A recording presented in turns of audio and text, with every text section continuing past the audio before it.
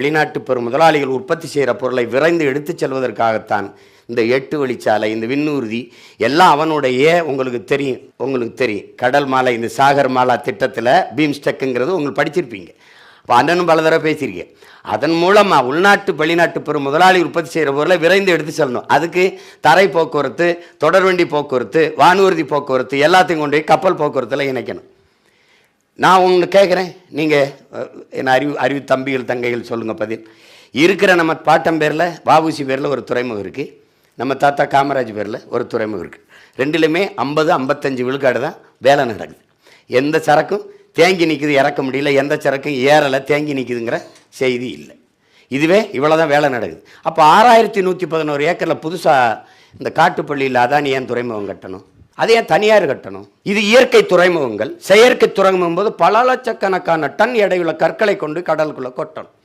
கொட்டும்போது அங்கே நீங்கள் மரத்துலேருந்து தான் ஆக்சிஜன் நமக்கான மூச்சு காற்று வருது, ஓசோன் காற்று போகுதுன்னு நினைக்கிறீங்க. அது நீங்கள் அமேசான் காடுகள், பூமியின் நுரையீரல்லாம் நம்ம படிக்கிறோம். அது ரொம்ப குறைவு தான், கொஞ்சம் விழுக்காடு தான். ஆனாலும் அதிகப்படியான ஆக்சிஜனை மூச்சு காற்றை வெளியிடுவது கடலுக்குள்ளே இருக்கிற ஆள்காங்கிற அந்த நீலப்பச்சை பாசி தாவரங்கள். நீ இதை கொண்டு கொட்டி கல்லை கொண்டு வச்சு மூடிட்டின்னா அப்புறம் அழிவை தவிர என்ன வரும்? அப்போ எது ஒன்றுமே இங்கே சரியா இல்லை அப்படிங்கும்போது தான் ஒரு கோபம் வருது, ஒரு வெறுப்பு வருது. என்னடா பண்ணலாம், மொத்தமாக அழிச்சிட்டு வேற ஒன்று கட்டணும்டான்னு வெறி வருது இல்லை? அதுதான் இங்கே இருக்கிறது.